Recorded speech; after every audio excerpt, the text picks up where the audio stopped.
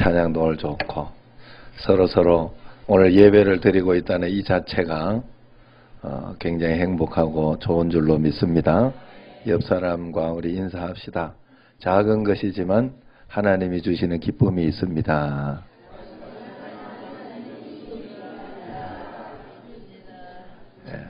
이래 보면 또 별거 아닌 것 같지만 이렇게 하나님께 오늘도 이렇게 찬양대도 이래 보면서 명채하고 혜진이 젊은 애들이 들어가니까 또 이렇게 좋아지더라고. 남자 소리가 좋아진 것 같아요. 갑자기 이렇게 더 이렇게 우리 장로님이 더 자신 있게 부르는 것 같고 감사합니다. 예. 예전에 어떤 청년이 저에게 이런 질문을 했어요. 목사님 믿기만 하면 천국 가는 거 맞나요? 그래 맞지. 그랬더니 어떻게 믿기만 한다고 갈 수 있나요? 그러는 거예요. 그 질문에 당황도 했지만은 그렇게 묻는 진의가 뭘까 싶어서 물어봤습니다. 그랬더니 그 청년이 하는 이야기가 들어보니까 그 청년의 아버지의 형님, 그러니까 큰 아버지께서 그 청년 아버지의 상속 재산을 이제 이렇게 분배해 주지 않고 하나하나 가로채 왔다는 거예요. 그것 때문에 아버지가 스트레스를 받아서 암으로 돌아가셨다는 거예요. 그런데 그 큰 아버지는 아버지 상속 재산을 가로챈 돈으로 헌금을 많이 하셨는지 교회에서 인정을 받아서 장로님까지 됐다는 거죠. 살아계실 때 그래서 큰아버지가 다니는 교인들이 종종 와서 아버지를 찾아와서 장로님, 형님 체면 봐서라도 교회 나가야 되지 않느냐 건면했다고 합니다. 그리고 장례식 때는 큰아버지 교회 사람들이 큰아버지처럼 예수 믿었으면 천국 갔을 텐데 그러면서 혀를 찼다 그러는 거예요.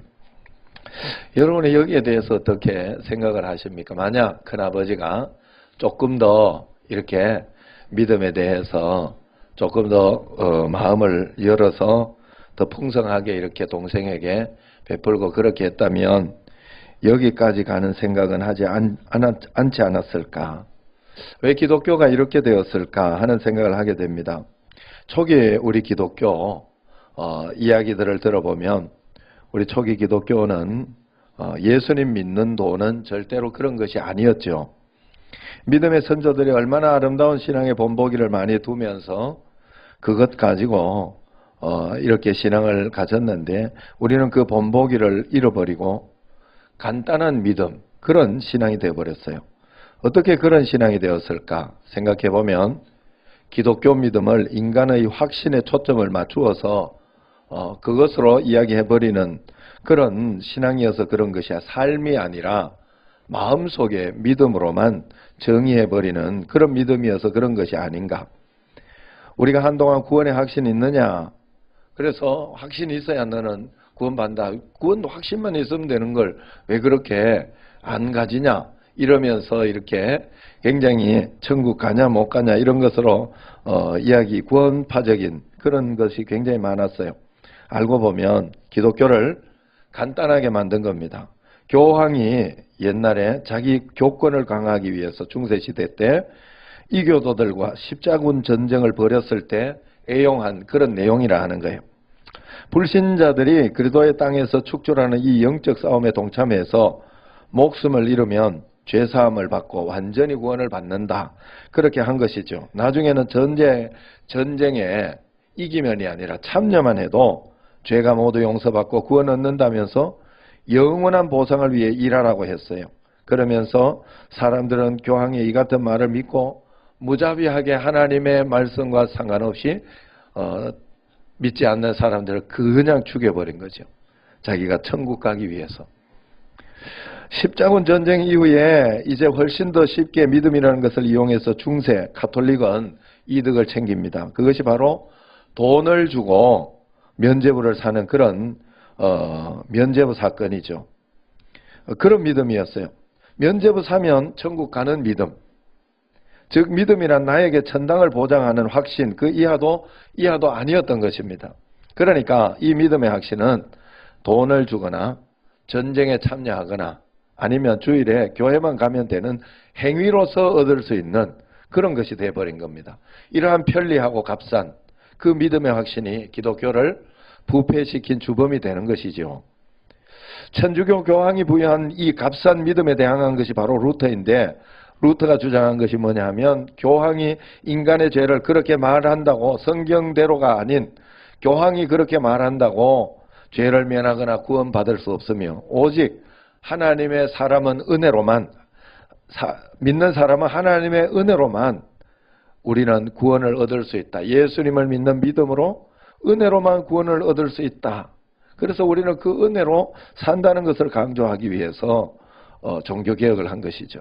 작년에 그래서 종교개혁에 제가 드린 말씀이 뭔가 하면, 우리는 매일매일 살아가는 것을 종교개혁적인 마음을 가지고 그렇게 매일 내 삶을 그렇게 개혁하면서 살아야 된다 이야기를 했어요. 개혁하는 게 뭐 별다른 게 없어요. 십자가의 삶을 잘 사는 거예요. 제가 내 자신이. 저도 이렇게 한동안 한참 동안 잘 또 했는데 어제 저녁에는 또 버럭했어요. 예. 그래 찝찝해요. 예. 토요일 저녁에는 늘 조심하고 더 조심하고 그렇게 했는데 늦게 집에 가는 바람, 제가 늦게 기도하고 늦게 집에 가가지고 이 여러 가지가 틀어지니까 아내가 좀 짜증을 내더라. 그래가지고 버럭했지요. 이게 잘 안 되는 거예요. 그러나 계속해서 아무 생각 없이 버럭하면 문제가 되지만, 이게 잘못되었구나, 내가 다음에는 더 잘해야지, 믿음으로 회개하고 돌이키는 그 삶이 있다면 그것은 문제가 되지 않아요. 그러나 내가 버럭하든지 말든지 교회만 나가면 나는 나는 천당 간다, 이런 믿음을 가지고 있으면 그게 값싼 믿음이 되어버리는 거예요. 믿음은 삶이다 하는 거예요. 매일매일 개혁돼야 돼요. 그래서 이것이 오늘날 천주교가 아닌 기독교가 생긴 이유에 행위가 아닌 오직 믿음이라. 지금 루터 종교개혁을 한 지는 500년이 넘어, 작년이 500주년이니까 500년이 넘었습니다. 그런데 기독교가 한없이 추락하고 있어요. 이유가 뭔가요? 500년 전처럼 믿음이 천국을 보장하는 그런 확신으로 변질되어서가 아닐까 생각해 봅니다. 지금 달라진 것이라면 그때는 전쟁에 참여하거나 면죄부에 동전을 넣었으면 되었지만 지금은 그거보다 훨씬 더 쉬워져서 교리로서 너 믿음 천국 갈 확신 있냐 해가지고 이 확신이 있으면 된다 하는 그런 것으로 만들어져서 그것이 보장한다니까 믿음이 너무 쉬워진 거죠. 이제 다시 한번 질문을 해보겠습니다. 평생을 내가 선하게 살았지만 내가 예수님을 믿지 않으면 천국 갈 수 있을까요? 없을까요? 아니면 평생을 나쁜 일만 하다가 죽기 전에 예수님을 믿는다고 고백하고 진짜 믿으면 영생을 얻을 수 있을까요? 없을까요? 아시다시피 성경에서는 평생을 선하게 살아도 예수님을 믿지 않으면 구원을 받을 수 없어요. 또 평생을 나쁘게 살았는데도 죽기 직전에라도 예수님을 온전하게 영접하고 그 삶을 산다면 강도처럼, 십자가에서 구원받은 강도처럼 구원을 얻는다는 이야기입니다. 그래서 우리의 믿음이 좀 불편합니다. 저는 오늘 이 말씀을 불편한 믿음이라는 책에서 모티브를 얻어서 가지고 왔어요. 여러분, 여기서 이야기하는 것은 우리가 예수님 믿는다는 것이 죽어서 천국 가는 것 거기에만 두면 안 된다는 거예요. 예수님께서 나를 믿으라 하시면서 동시에 첫 번째 하신 말씀이 회개해라, 천국이 가까웠느니라, 그렇게 이야기를 하신 겁니다.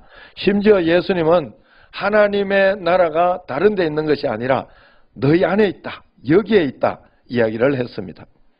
왜냐하면 예수님의 사역 자체가 천국을 경험하게 하신 것이었기 때문에 그래요. 그러니 이 땅에서부터 천국을 살라는 것이 바로 바른 메시지예요. 여기에서부터 여러분이 천국을 경험하지 못하면, 예수님 때문에 예수님과 함께 경험하지 못하면 어찌 천국 갈 수 있겠어요? 이상하지 않아요? 여러분이 잘 생각해 봐야 돼요. 하나님 앞에. 그러므로 예수님이 함께 있으면 여기에서부터 우리는 천국을 경험할 수 있다.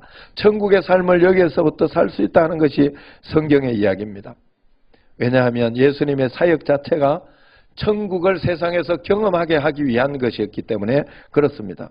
그러므로 천국을 사는 것은 천국을 살면 이것이 진짜 회개가 돼요.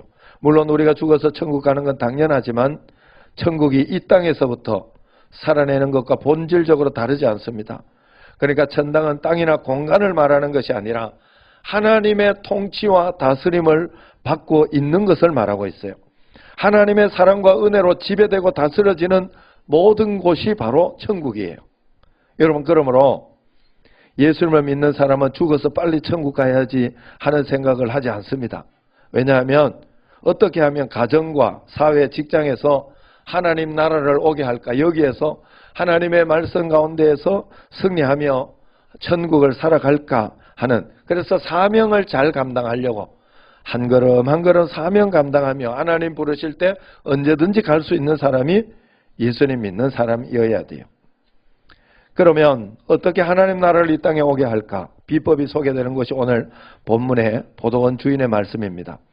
오늘 말씀 1절을 한번 같이 읽어봅시다. 1절을 읽어보면 천국은 마치 품꾼을 얻어 포도원에 들여보내려고 이른 아침에 나간 집주인과 같으니 그랬어요. 천국을 집주인과 같다 그랬어요. 정확히 말하면 집주인의 마음이 천국이라는 거예요. 집주인의 마음만 가지고 있으면 우리는 어디서든지 천국을 만들어낼 수 있다는 뜻이에요. 중요한 것은 집주인의 관심입니다. 집주인의 마음이 있다는 것, 집주인의 마음의 관심이 어디 있느냐 하는 것이죠. 이스라엘은 포도를 수확하는 시기가 되면 많은 일꾼이 필요해요. 그래서 주인은 이른 아침 인력시장에 나갑니다. 그래서 좋은 품꾼들을 사기 위해서 이제 인력시장에 나가서 이제 품꾼들을 삽니다. 더 사는 거죠.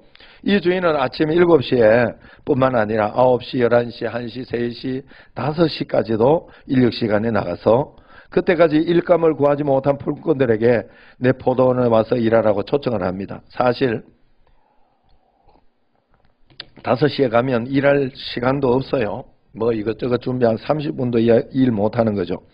다른 포도원 주인들의 관심은 어떻게 하면 건장한 품꾼을 싼값에 사서 최대한 일을 많이 시켜 먹을까. 그것이 초점인데 이 주인, 하나님 나라를 경험하게 하는 이 주인의 마음은 달라요. 이 주인의 마음은 일감을 찾지 못해서 놀고 있는 품꾼들에게 마음이 있다는 거예요. 그들이 이 주인의 마음에 자꾸 밟히는 겁니다. 여기서 품꾼이라는 기술도 없고 배우지도 못해서 제대로 된 직장이 없는 사람을 이야기해요. 그러나 그들도 삶이 있고 먹여 살려야 할 가족이 있습니다.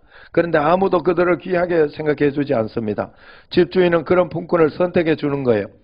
여기서 우리가 주목해 봐야 하는 것은 바로 집주인이 약속한 금액입니다. 바로 한 데나리온입니다.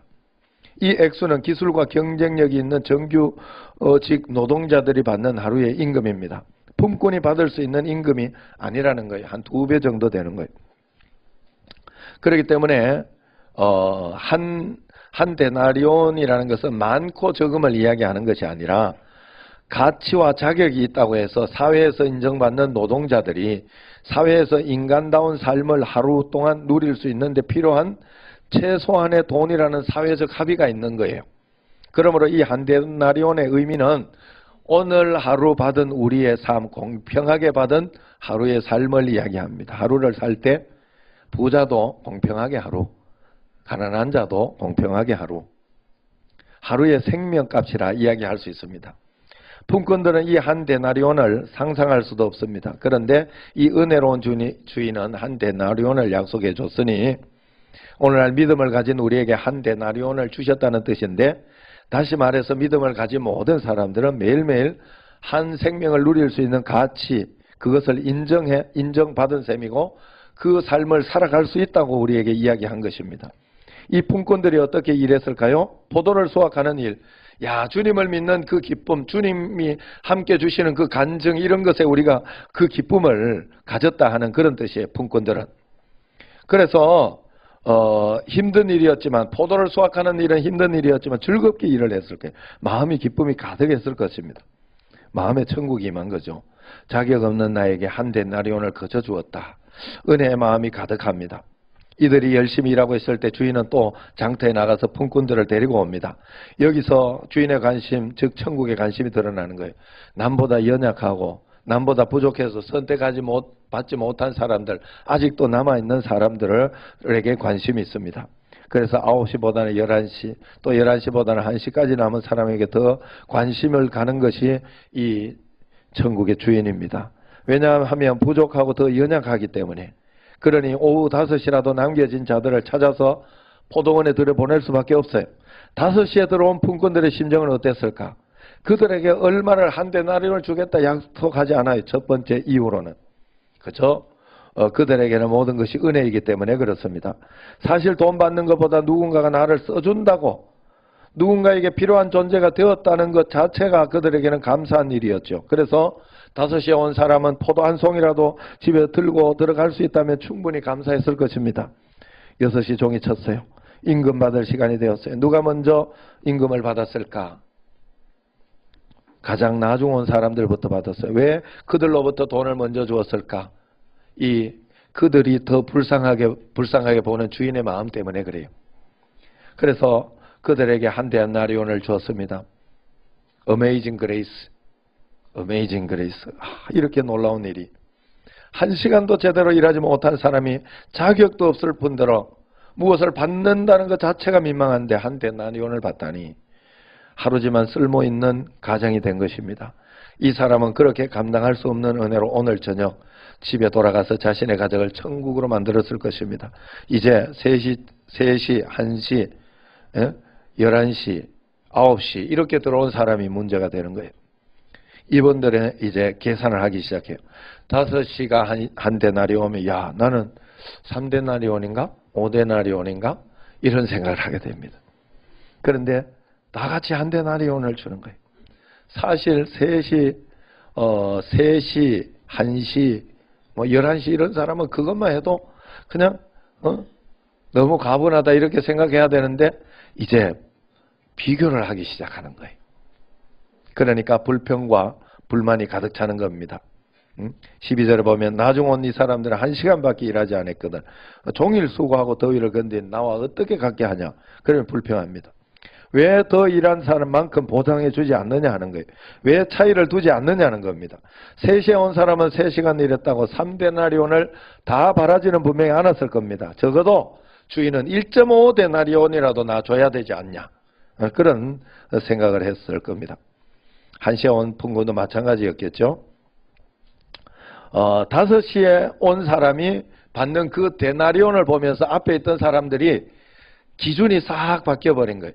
하나님의 은혜, 한 데나리온이나 주는 그 하나님의 은혜로 기준을 가지고 있을 때에는 문제가 안 되었는데 기준이 바뀌어서 이제 5시에 온 사람에게 기준이 가 있으니까 문제가 되기 시작하는 거예요. 이게 기준이.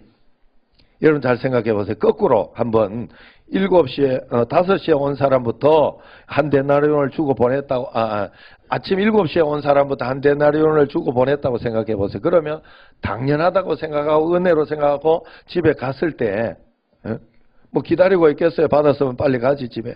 그런데 그렇게 갔을 때 그들은 아무 문제가 안 되었어요. 뒤에 뭐 몇 걸 주든지 내가 신경 쓸 것도 아니고.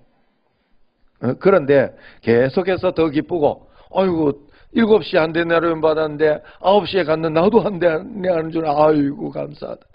그러면 11시에 갔는데 아이고 나도 한 데, 너 감사하다. 막 기쁨이 훨씬 더 충만했을 텐데 기준이 5시에 온 사람이 돼버리니까 복잡해집니다. 복잡한 계산과 수식만 있을 뿐이에요.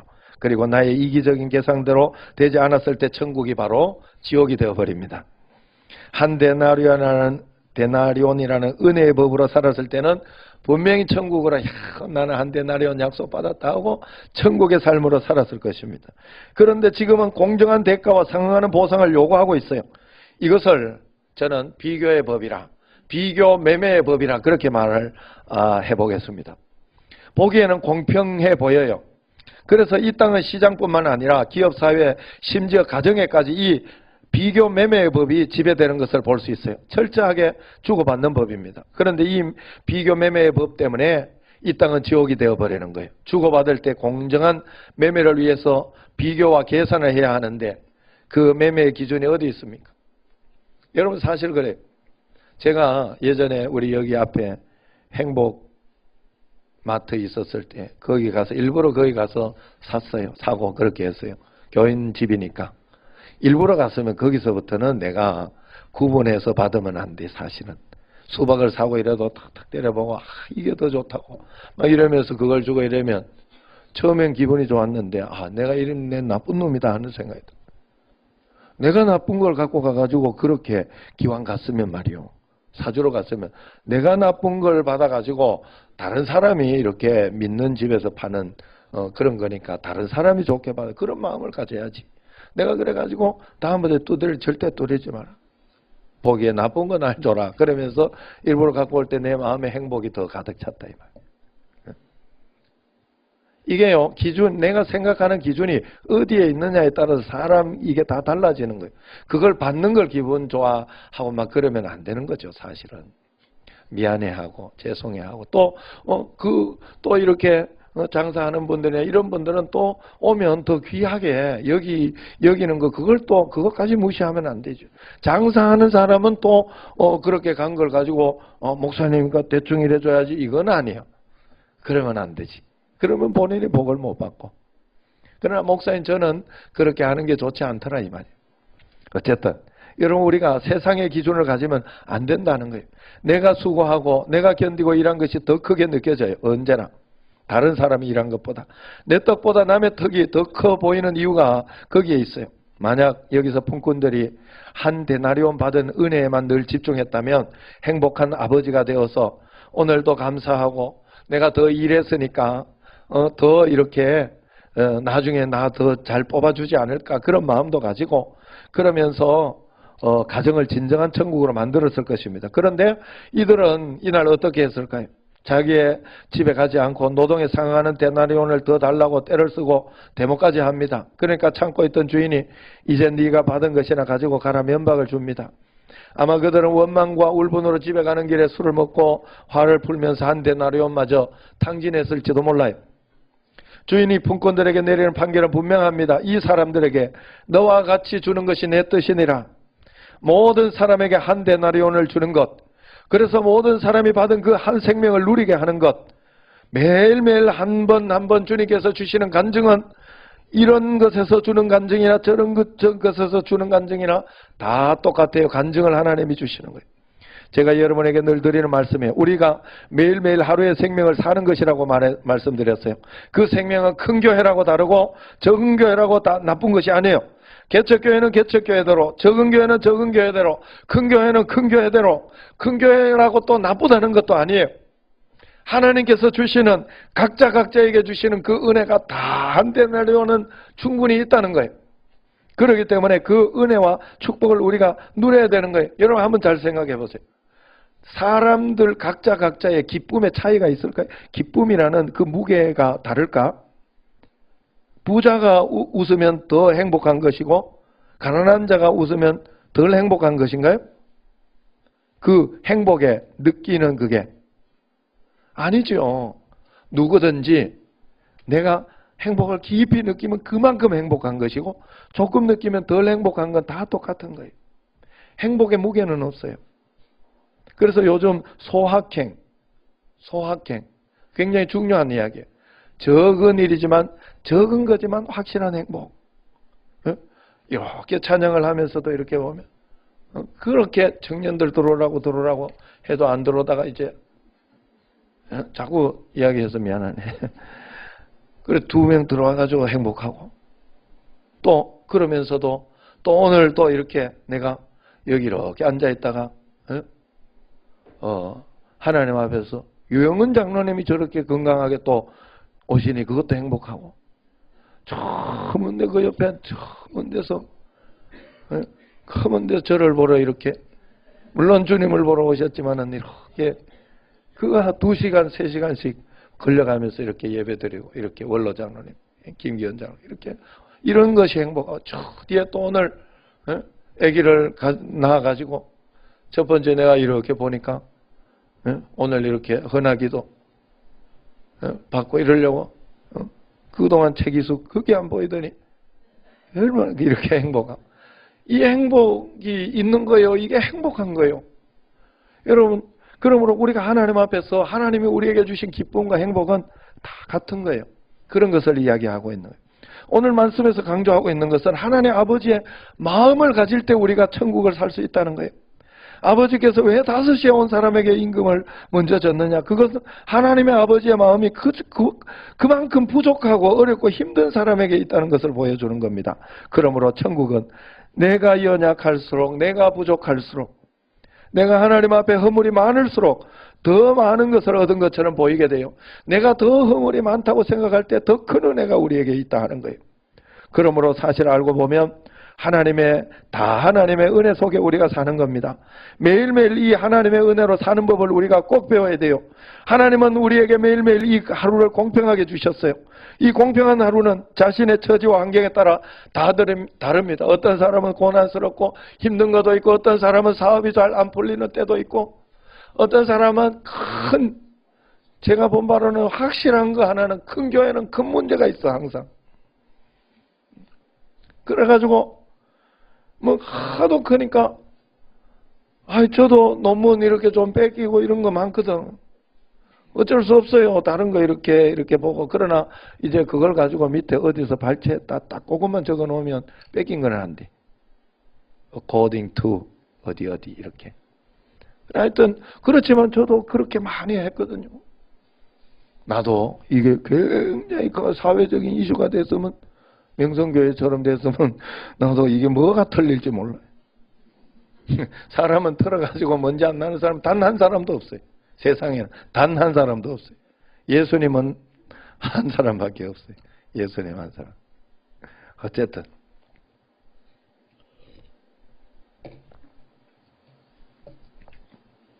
하나님 앞에서, 그래서 여러분 대기업이면 대기업대로, 크면 큰 대로 하나님 앞에서 간증을 가지고 은혜를 가지고 그렇게 살아가는 게 좋고, 또 적으면 적은 대로, 제가 개척교회 목사님, 우리 후배 목사님 한 분 와가지고 부러우면 지는 거다 자꾸 이러고, 그래가지고 그런 소리 하지 마라. 그런 소리 하지 말고 다시 잘 생각해봐라. 당신은 개척교회니까 더 개척에 애를 쓰면서 힘을 쓰면서 그렇게 하면 더 하나님 나라의 상급이 크지 않을까? 그걸 생각하면 더 기쁘지 않나?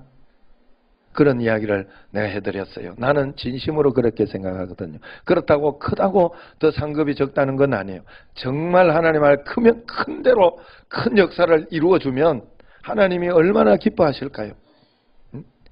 제가 요즘 이렇게 보면, 어제도 감동을 받는 게, 우리 교회는 청소를 이렇게 화장실도 하고 다 이렇게 또 교육관도 청소하고 그렇게 이렇게 다 1년치씩 이렇게 여러분들 또 헌신하기로 했죠.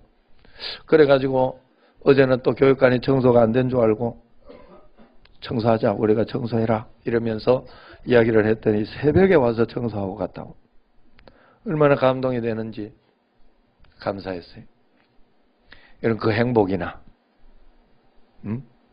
다 같은 거예요. 여러분 하나님 앞에서. 그래서 여러분에게 있는 한 걸음 하루하루 주님께서 주시는 간증을 가지면서 주님께서 주시는 그 행복을 여러분들이 찾아내야 돼요. 하나님 은혜 가운데에서. 그게 우리가 이 땅에서 한 데나리온씩 하루에 품꾼을 받으면서 주의 일을 하며 사명을 감당하는 그런 것입니다. 매일매일 주의 은혜로 사는 것은 다 같다는 것을 여러분 절대로 잊지 마세요. 절대로 잊지 마세요. 이 땅에서 구원받은 것은 하나님의 기준으로 살아가는 것을 말하는 거예요. 매일매일 내가 받은 은혜 집중하고 다른 사람 볼 필요 없어요. 다른 사람은, 그 사람은 하나님이 판단하실 거예요. 혹시 원수가 있어도 그냥 하나님께 맡기면 하나님이 맡기는 그 자체가 오히려 더 큰 복수가 될 수 있다 이야기를 해요. 그렇기 때문에 우리가 다른 것 보지 말고 비교하지 말아야 됩니다. 분명한 것은 오늘 말씀은 상급을 이야기한 건 아니에요. 그렇기 때문에 하루하루 주의 은혜로 이 땅을 살아가는 이야기를 하고 있는 겁니다. 그러므로 성경에서 이야기한 대로 오히려 내가 어려운 가운데 큰일을 한다면, 더 나쁜 환경 가운데 그 일을 감당해낸다면 더 큰 상급을 받을 수 있다는 걸 우리가 믿어야 돼요. 하나님은 과부의 그 두 랩돈을 몇백 원을 오히려 큰 몇 천만 원 한 것보다 더 크게 하나님은 보셨다는 걸 여러분들이 잊으시면 안 돼요. 하나님의 법칙이에요. 그렇기 때문에 우리의 진심, 우리의 전심, 우리의 모든 것이 하나님 앞에 드려질 때 우리는 큰 은총과 복을 받을 수 있다. 오늘 처음 청년의 큰아버지 이야기로 한번 돌아가 보면 이런 믿음으로 살아낸다는 것은 참으로 어처구니가 없어요. 남들 보기에는 잘 믿어서 잘해서 그렇게 했는 것 같지만 내면이 그렇다면 혹시 안 믿었을 수 있어요. 물론 그걸 내가 믿었다 안 믿었다 판단할 수는 없어요. 그러나 외적으로 보일 때 우리가 믿는 사람으로서 믿는 도리를 지키지 못하고 여러분 제가 그 이야기 했잖아요.